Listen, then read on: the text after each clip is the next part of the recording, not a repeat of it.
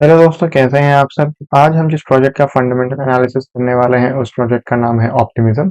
का token symbol है OP. Video चालू करने से पहले मैं बताना चाहूंगा कि ये वीडियो एक इन्वेस्टमेंट एडवाइस नहीं है। इस वीडियो को आप सिर्फ इंफॉर्मेशनल पर्पसेस की तरह ही देखें। तो चलिए शुरू करते हैं। तो चलिए सबसे पहले समझते हैं कि ऑप्टिमिज्म का टेक्नोलॉजी क्या है। तो जैसा कि आप जानते हैं कि इथीरियम एक लेयर 1 ब्लॉकचेन प्रोटोकॉल है और उसको स्केल करने के लिए दो आइडिया सबसे पॉपुलर हुए थे। सबसे पहला आइडिया था रोल अप टेक्नोलॉजीज और जो सेकंड आइडिया था वो था जीरो नॉलेज टेक्नोलॉजीज। तो ऑप्टिमिज्म ने बेसिकली बिल्ड किया है जीरो ऑप्टिमिज्म ने बेसिकली बिल्ड किया है रोल अप टेक्नोलॉजीज पे। और इन्होंने जो प्रोटोकॉल दिया है वो है ऑप्टिमिस्टिक रोल अप टेक्नोलॉजी। तो चलिए इसको और डीप में समझते हैं। तो जैसा कि आप जानते हैं कि इथेरियम एक लेयर 1 प्रोटोकॉल है और ऑप्टिमिज्म एक लेयर 2 सॉल्यूशन है। तो चलिए समझते हैं कि ये कैसे काम करता है। ऑप्टिमिज्म में एक नोड होता है जिसका नाम होता है सीक्वेंसर नोड। आप जितने भी ट्रांजैक्शन सबमिट करते हैं ऑप्टिमिज्म नेटवर्क को, वो सारे के सारे ट्रांजैक्शंस को वो एक रोल अप ब्लॉक में क्रिएट कर लेता है। तो हर एक इपॉक में जितने भी ट्रांजैक्शंस आते हैं वो सारे के सारे ट्रांजैक्शंस एक रोल अप ब्लॉक में कन्वर्ट हो जाते हैं। एंड एक इपॉक कुछ समय का होता है। तो हर एक इपॉक के बाद एक एक ब्लॉक जनरेट होता रहेगा। एंड इन ब्लॉक्स को हम रोल अप ब्लॉक्स बोलते हैं। तो ऑप्टिमिज्म में जो सीक्वेंसर नोड होता है वो रोल अप ब्लॉक्स क्रिएट करता है एंड वो रोल अप ब्लॉक सबमिट करता है इथेरियम को फॉर एंड वो रोल अप ब्लॉक सबमिट होते हैं इथेरियम को। नाउ रोल अप ब्लॉक जब सबमिट होते हैं उसके साथ एक और चीज सबमिट होती है, वो है बॉन्ड। तो बॉन्ड बेसिकली एक मनी है जो ऑप्टिमिज्म सबमिट करता है। हम आगे जाके समझेंगे कि ये बॉन्ड वाला जो पैसा है इसका क्या होता है। सो ये बेसिक आइडिया है। नाउ इथीरियम क्या करता है कि वो इन सारे रोल अप ब्लॉक्स को लेता है एंड वो उन रोल अप ब्लॉक्स के हैश को स्टोर कर लेता है। तो हर एक एपॉक में जो भी रोल अप ब्लॉक्स आ रहे हैं वो उन हर एक रोल अप ब्लॉक्स के हैश को अपने साथ स्टोर करते रहता है। तो इथीरियम जो है वो सारे के सारे ट्रांजैक्शंस को एक मर्कल ट्री के फॉर्म में स्टोर करता है। जैसा कि आप यहाँ पे देख सकते हैं कि मैंने एक मर्कल ट्री का एग्जांपल यहाँ पे दिखाया है। तो जैसे कि आप देख सकते हैं यहाँ पे एक हैश है, इस हैश के करस्पॉन्डिंग एक रोल अप ब्लॉक होगा एंड कुछ अमाउंट ऑफ मनी होगा। एंड इस ट्रांजैक्शन से डिराइव जो भी दूसरे ट्रांजैक्शन हुए, इस ट्रांजैक्शन को बेस लेकर के जो भी दूसरे ट्रांजैक्शन हुए उसका आप यहाँ पे एक और रोल अप ब्लॉक होगा एंड उसके करस्पॉन्डिंग ये उसका रोल अप हैश है। तो सिमिलरली मर्कल ट्री ऐसे स्टोर होता है। तो नेक्स्ट जो कॉन्सेप्ट है वो है एक टाइम लिमिट का कॉन्सेप्ट। तो इथीरियम बेसिकली रोल अप का जो उसका व्यू है वो अभी तक इतना है, बट इथीरियम ये सारे roll up blocks as it is accept नहीं कर लेता। इथीरियम जो है वो ये सारे रोल अप उसके हैश एक सर्टेन टाइम के बाद ही एक्सेप्ट करेगा। एंड अगर उस टाइम के अंदर अंदर किसी और नोड ने एक फॉल्ट प्रूफ सबमिट कर दिया, लेट्स से कि एक नोड है जिसने प्रूव कर दिया कि इस ब्लॉक में जितने भी ट्रांजैक्शन हुए थे उसमें से कुछ ट्रांजैक्शन फ्रॉड हैं। तो क्या होगा कि उस अगर उस नोड ने एक अगर उस नोड ने एक फॉल्ट प्रूफ सबमिट किया है, सो इथीरियम विल वेरीफाई कि ये जो फॉल्ट प्रूफ है वो सही है या नहीं है। अगर मान लीजिए कि वो फॉल्ट प्रूफ सही है एंड इथीरियम को पता चलता है कि ये जो नोड है इसमें कुछ ट्रांजैक्शंस गलत थे, तो इथीरियम क्या करेगा कि वो इस नोड और इस नोड के नीचे जितने भी इसके डिराइव नोड से वो इन सारे नोड्स को डिलीट कर देगा। एंड इससे रिलेटेड जो बॉन्ड वाला पैसा था, कुछ अमाउंट ऑफ जो पैसा है वो उस नोड को चले जाएगा जिसने इस नोड को फॉल्ट प्रूफ किया है। एंड कुछ अमाउंट ऑफ पैसा जो है बेसिकली इथीरियम वो बर्न हो जाएगा। एंड ऐसे ही Ethereum will have a new view कि अभी रोल अप ब्लॉक्स का क्या ग्लोबल स्टेट है। तो कुछ टाइम के बाद Ethereum will accept all of these roll up blocks एंड उसका एक नया ग्लोबल व्यू क्रिएट हो जाएगा। तो ये बेसिकली है ऑप्टिमिस्टिक रोल अप टेक्नोलॉजीज। सो इससे ये फायदा है कि जो आपको सिक्योरिटी मिलती है और जो कंसेंसस मिलता है वो आपको बेसिकली इथेरियम से मिल जाता है एंड जो स्केलेबिलिटी है वो आपको ऑप्टिमिज्म नेटवर्क से आता है। तो ये सोल्यूशन है ऑप्टिमिज्म का। नेक्स्ट अगर आप यहाँ पे देख सकते हैं, मैंने ओपी का डैशबोर्ड ओपन किया है। यहाँ पे आप देख सकते हैं कि आपको बहुत ही ज्यादा कम गैस फीस देनी पड़ रही है। तो जो भी आप गैस फीस लेते हैं वो बेसिकली आप ईथर्स में स्पेंड करते हैं। ओपी टोकन्स का आप यूज गैस फीस के लिए नहीं करते हैं, तो ये एक बहुत इंपॉर्टेंट बात है। तो यहाँ पे आप नीचे देख सकते हैं कि एवरेज अगर आपने कोई डेक्स ट्रेड किया है तो आपको कितनी गैस फीस देनी होगी।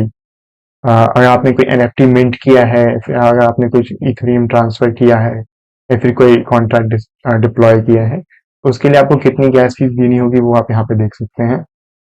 डेफिनेटली ये वैल्यूज फ्लक्चुएट होते रहते हैं, बट ये गैस फीस बहुत ज्यादा कम है कंपेयर टू कि अगर आप डायरेक्टली इथेरियम में अपने ट्रांजैक्शन सबमिट करें, तो it's definitely a good solution for scaling Ethereum. Let's talk about one more. So एक और चीज है जो है super chain. So super chain क्या है? सो ऑप्टिमिज्म का ये विजन है कि एक लेयर टू ब्लॉकचेन सॉल्यूशंस नहीं रहेगा, बहुत सारे लेयर टू सॉल्यूशंस रहेंगे एंड वो अपने अलग तरीके से काम करेंगे। बट ये सारे के सारे जो लेयर टू सॉल्यूशंस रहेंगे वो उन्होंने एक कॉन्सेप्ट दिया है सुपर चेन करके, कि ये सारे के सारे लेयर टू सॉल्यूशंस एक सुपर चेन बनेगा जो बेसिकली इथेरियम को स्केल करने में हेल्प करेंगे। सो इनका बेसिक कॉन्सेप्ट ये है कि इथेरियम आपका लेयर वन सॉल्यूशन रहेगा, एक ऑप्टिमिज्म ब्रिज रहेगा एंड बहुत सारे लेयर टू सॉल्यूशंस रहेंगे एंड ये सारे के सारे लेयर टू सॉल्यूशंस आपस में एसेट्स ट्रांसफर कर पाएंगे या वैल्यूज ट्रांसफर कर पाएंगे using the Optimism bridge and they will also be able to communicate with each other using a cross chain messaging protocol. So ये बेसिक उनका आइडिया है कि एक बहुत सारे स्मॉलर लेयर टू सॉल्यूशंस रहेंगे एंड वो सब के सब एक सुपर चेन बन जाएंगे एंड इस विजन को रियलाइज करने के लिए ऑप्टिमिज्म ने कॉन्सेप्ट दिया सुपर चेन का एंड उन्होंने पूरी टूल्स एंड टेक्नोलॉजीज भी बनाई जिसको हम ओपी स्टैक बोलते हैं। सो ओपी स्टैक पे अगर आप यूज करके आप अपना ब्लॉकचेन बिल्ड कर रहे हैं, अपना लेयर टू सॉल्यूशन बिल्ड कर रहे हैं, तो आप इन सारे फंक्शनैलिटीज का यूज कर पाएंगे, आप दूसरे चेन्स के साथ इंटरेक्ट कर पाएंगे एंड मैसेजिंग प्रोटोकॉल्स का यूज कर पाएंगे। सो ये है ऑप्टिमिज्म का सुपर चेन वाला विजन। नाउ जैसा कि आप जानते हैं कि कॉइनबेस ने खुद का भी एक ब्लॉकचेन रिलीज किया था जिसका नाम था बेस।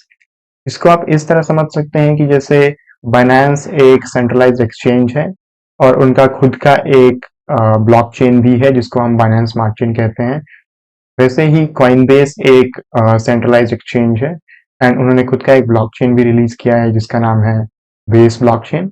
एंड ये बेस ब्लॉकचेन बेसिकली बिल्ड हुआ है ऑप्टिमिज्म स्टैक पे, and so Coinbase is also accepting the fact that कि सुपर चेन वाला जो विजन है वो सही है। So Coinbase is also adhering to that super chain वाला विजन।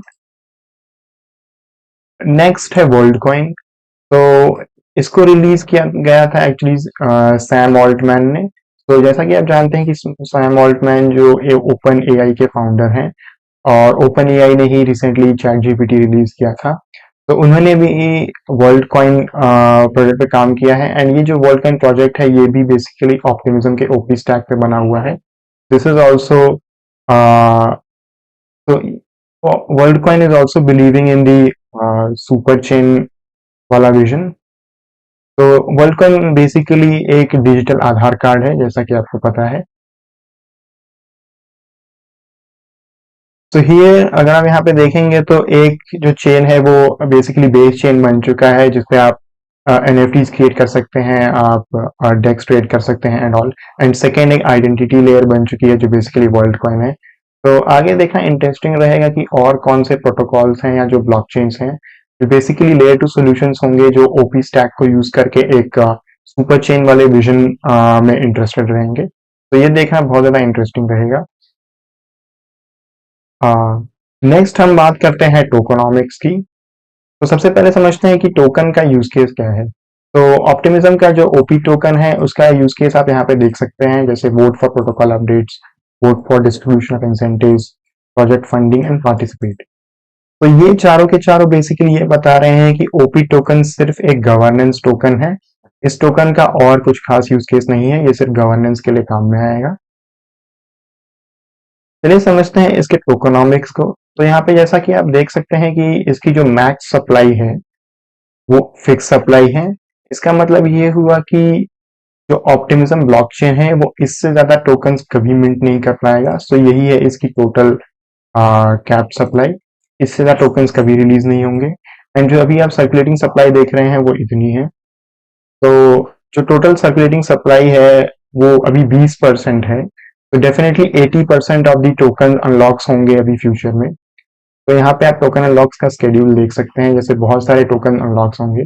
तो आप जो है लाइट वाला एरिया देख रहे हैं, ये बेसिकली वो एरिया है, आ, ये वो टोकन्स हैं जो अनलॉक होंगे, बट इसका टाइमलाइन हमें नहीं पता क्योंकि ये टोकन्स कुछ स्पेसिफिक कंडीशंस के बाद अनलॉक होंगे। तो अगर कुछ स्पेसिफिक कंडीशंस मेट हो जाते हैं तो ही ये टोकन अनलॉक होंगे। एंड जो ये डार्क वाला एरिया है ये बेसिकली टोकन स्केड्यूल है और हमें पता है कि ये कब कब टोकन अनलॉक होने वाले हैं। तो डेफिनेटली ये टोकन इन्फ्लेशनरी टोकन है, because 80% of the supply is yet to get into the market. तो ये एक चीज रहेगी। Now let's talk about its investors. So यहाँ पे डायरेक्टली आप देख सकते हैं कि यहाँ पे जो प्रीमियर टियर इन्वेस्टर्स ने इन्वेस्ट किया है, जैसे कि पैराडाइम हो गया एंड एंट्रीसिन हॉरोविट्स हो गया। So this is a good thing that they have investors who can back them for the long term. So this is good.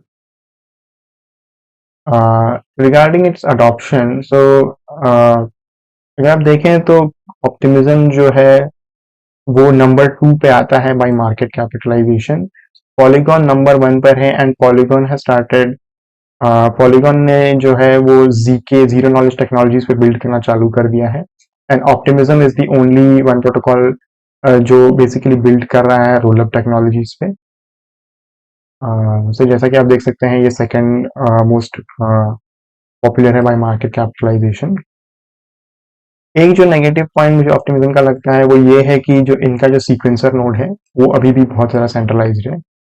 तो अगर आप पीछे वीडियो करके देखेंगे तो सीक्वेंसर नोड ये वो नोड है जो बेसिकली ऑप्टिमिज्म नेटवर्क से जो है ट्रांजैक्शंस लेता है एंड एक रोल अप ब्लॉक क्रिएट करता है एंड उस रोल अप ब्लॉक को सबमिट करता है इथेरियम को फॉर फर्दर ट्रांजैक्शंस। बट जो इनका सीक्वेंसर नोड है वो अभी भी सेंट्रलाइज्ड है।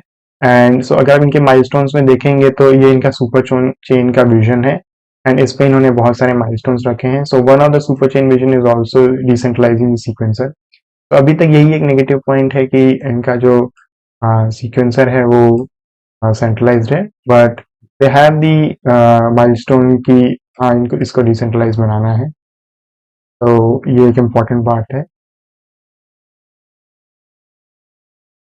लास्ट में मैं यही कहना चाहूँगा कि ऑप्टिमिज्म एज अ टेक्नोलॉजी बहुत सही प्रोजेक्ट है। इनका सुपर चेन वाला कॉन्सेप्ट भी मुझे बहुत सही लग रहा है। दो कंपनीज हैं जिन्होंने सुपर चेन कॉन्सेप्ट पे बिल्ड भी करना चालू कर दिया है। They have started using OP stack and all. Definitely ये देखा फ्यूचर में देखा रहेगा कि क्या ये सुपर चेन पे और भी ज़्यादा ब्लॉकचेन्स बिल्ड होते हैं या नहीं। एंड ऑप्टिमिज्म बेसिकली एक गवर्नेंस टोकन है, और कुछ भी नहीं है। एंड इसे कुछ डाउन साइड्स भी हैं, जैसे इसका जो सीक्वेंसर नोड है वो सेंट्रलाइज्ड है, वो डिसेंट्रलाइज नहीं हुआ है। सो उस पर भी अभी काम चल रहा है। सो हाँ दोस्तों, यही था मेरा analysis of optimism blockchain and the OP token. So definitely मुझे बताइएगा कि आप नेक्स्ट कौन से ब्लॉकचेन का एनालिसिस देखना चाहते हैं। तो अभी के लिए थैंक यू गाइस।